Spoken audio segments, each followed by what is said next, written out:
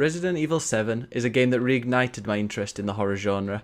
It does away with convoluted lore you need to understand to grasp what's going on, and traps you in a good old-fashioned haunted house with lunatic antagonists and interesting puzzles to keep you gripped. The fact that this is fully playable in PSVR is what makes sure this is definitely on my top 10 list. It's incredibly immersive, you'll crap yourself on many occasions, and it's definitely the best horror game since the good old Silent Hill days. Ah, they were the days.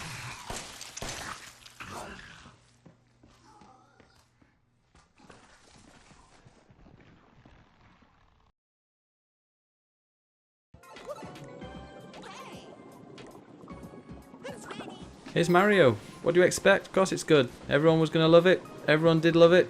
I loved it. It was fantastic. I did expect to be a little bit bored, like I have on previous Marios, but this one really didn't. And I mean, what you can do after the end game, oh, it's just not even triples. It multiplies the amount of time you can play this game by 10 at least. It's absolutely gripping, and look at it. It looks beautiful, and you can play Mario on the train, like without it being just a crappy Game Boy port.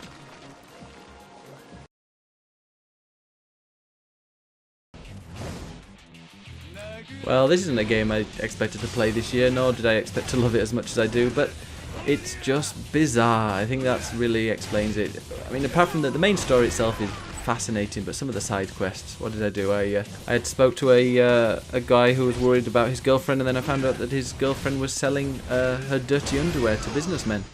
And then there was a dominatrix I had to tell her to be a bit more strict.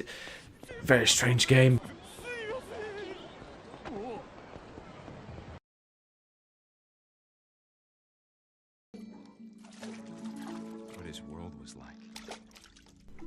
What Remains of Edith Finch is a very difficult game to describe without actually giving away any spoilers. You are investigating the Finch family house, which seems to be abandoned and run down. And through there, as you progress through the pretty linear game, you uncover how people died and what frame of minds. It's something that tackles depression, anxiety, grief. If you've got a spare 2 hours or so and you do like a really immersive story, then really, really give this a go.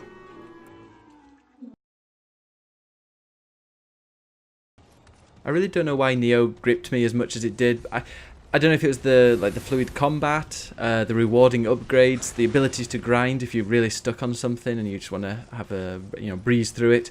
Could be the interesting mechanics, the incredible weapons, the simple yet absorbing story, or just the wonderful setting of ye old Japan. I'm not quite sure, but as somebody who doesn't play these type of games, has never really got into a Dark Souls or Bloodborne, I had hours and hours and hours of enjoyment from this game, and I recommend everyone gives it a go.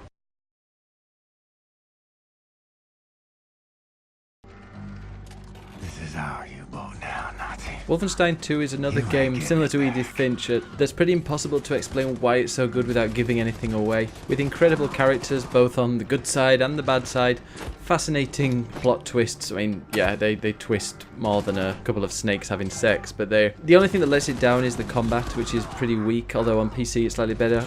That said though, the PC port is pretty bad, so I mean I'd recommend playing this on a console. However, it is just a game that will leave you open-mouthed in so many occasions that it's going to be a game that I find very difficult to forget.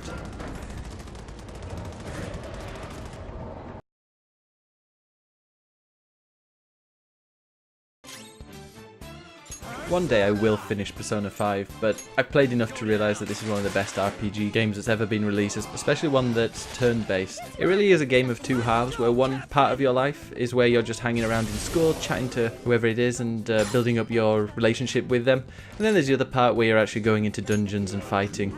Like I said, it's a turn-based combat, yet it keeps it fresh by collecting characters in the same way that Pokemon might do. And, well, yeah, with the story that's always progressing and keeping you on edge as what's going to happen next. Definitely one of the best games I've played this year, and one that I would absolutely love to play on the Switch, just chill in bed playing.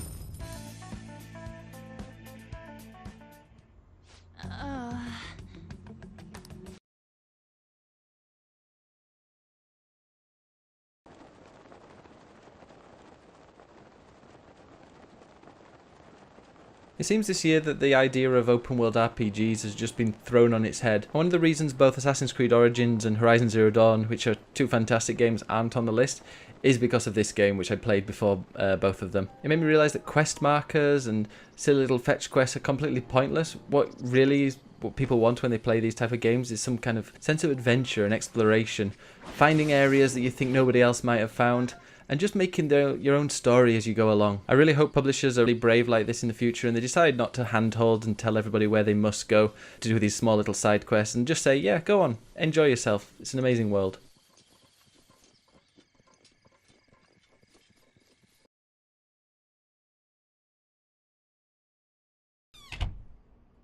When it comes to really well-written games this year, Night in the Woods stands out above pretty much all of them. The way it's written is hilarious, it's sad, it's incredibly relatable. There are many occasions where the conversations people are having, I've had them with friends and family members, and it's a game that covers mental health issues just in a very relatable way, and it's not the main focus of the story, but it runs parallel, and I mean, they definitely don't hide it, but it runs parallel alongside a really interesting mystery plot. Out of all the games I've played this year, if there's one story game I'd like to repeat again and again, it's definitely this one. There's so many little hidden gems that you can uncover as you play through, and I found myself sad that I didn't actually pursue the friendship with certain people in the game, which I'd love to do so in the second playthrough. Do yourself a favour and buy this game right now.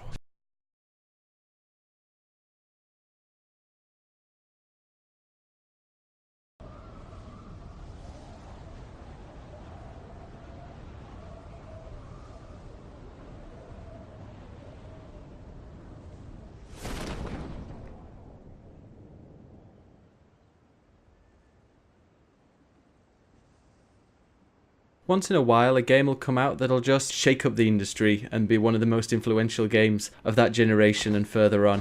And this, I believe, is the game. PUBG is the game of 2017. Forget Zelda, forget any game that came out on the Switch. This is the game that will be copied a million times over in the next year and probably the year after. And it's so simple. 100 actual other people playing this game are dropped onto an island with an ever-shrinking playable area, and you have to be the last person, duo, or four-man squad to survive. With a mix of strategy and pot luck, you might find your game ending in seconds or lasting nearly 30 minutes, and every playthrough is completely different. I praised Breath of the Wild earlier for a build-your-own story, and the same can be applied to this.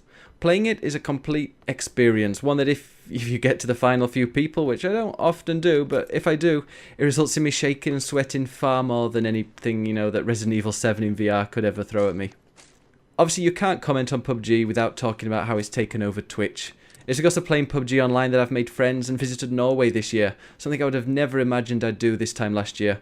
Yes, as with all online multiplayer games, there are sometimes server issues and you'll find the odd cheater, something Bluehole are really working hard to clamp down on, and something that Killcam that's been added with the 1.0 launch will help with reporting. But overall, the issues PUBG has are largely overblown, and since the patch early this week, I've been running it at over 120 frames per second constantly, including in the time at the beginning when you're waiting for everyone to load in, and there's been absolutely no lag whatsoever in games, even at the beginning.